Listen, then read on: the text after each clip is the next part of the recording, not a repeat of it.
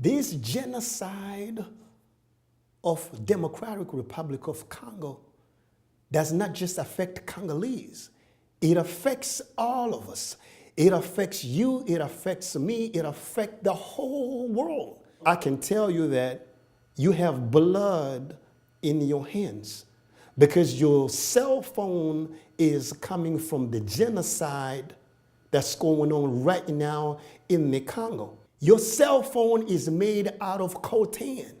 That mineral coltan comes out of the Democratic Republic of Congo. They are the #1 world producers cobalt, which is the mineral used to make cars. Congo has 80% of world reserves of cobalt. Uranium, which is the mineral used to make atomic bombs. We used that in 1945 to bomb Hiroshima and then Nagasaki.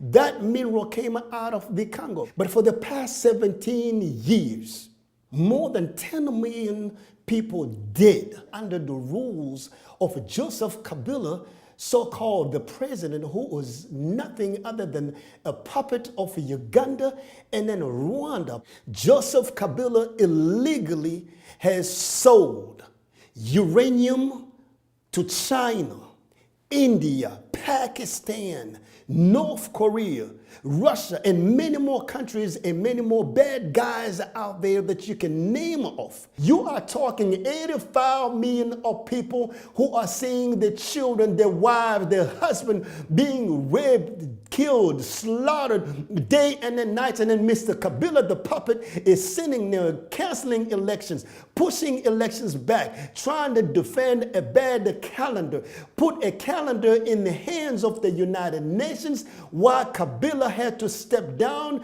This is something we got to stop.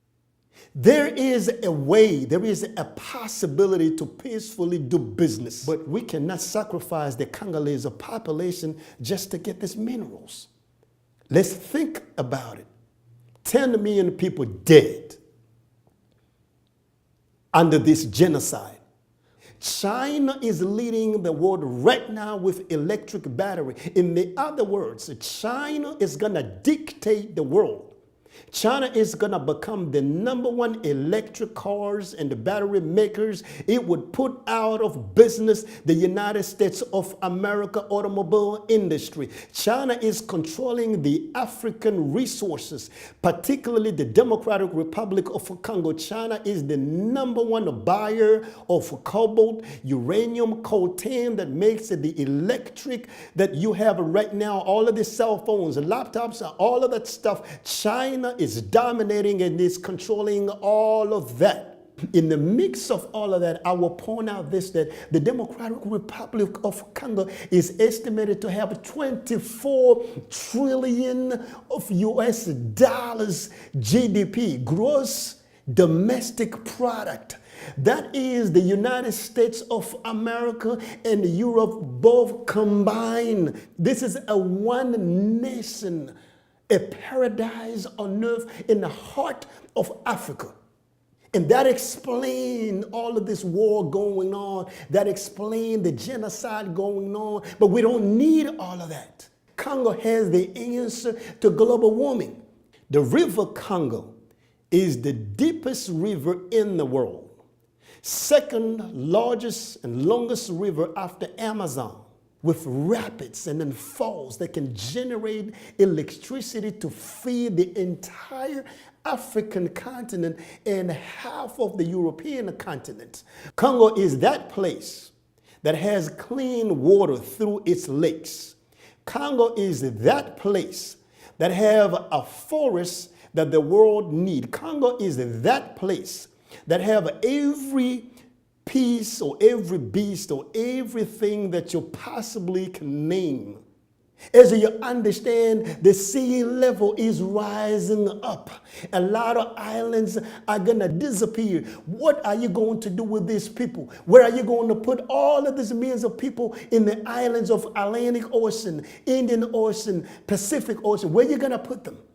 This is global warming going on, but Congo is that nation in the heart of Africa with more waters, with more rivers, with better clean water through its lakes. The river of Congo can push water into Sahara Desert in the north of Africa.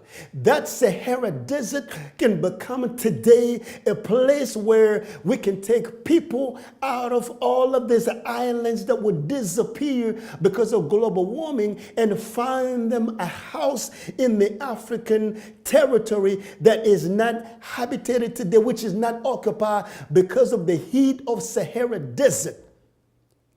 Think about it. Congo has the answer that the world has been looking for. Kabila should have left Congo or stepped down since 2016. Kabila is pushing elections because Kabila is there as an agenda of Rwanda and then Uganda and the people behind this plot.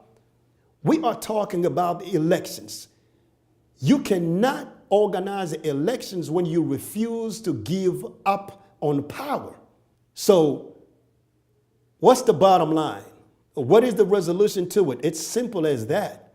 The resolution is that the international community has to come together, help the Congolese to set a transitional government, a neutral transitional government without Joseph Kabila. Because there is an elephant in the room. The neutral transitional government will restore law and order. The transitional government will create a state of law. At the same time, with the understanding that we have to protect the investors on the ground and the investors to come.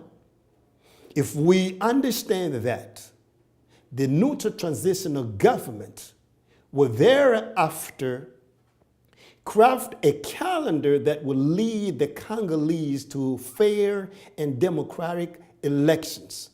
Because you can't have elections without a debate. You cannot have elections without the primaries. You can't have elections without the legislative elections. That is just not going to happen.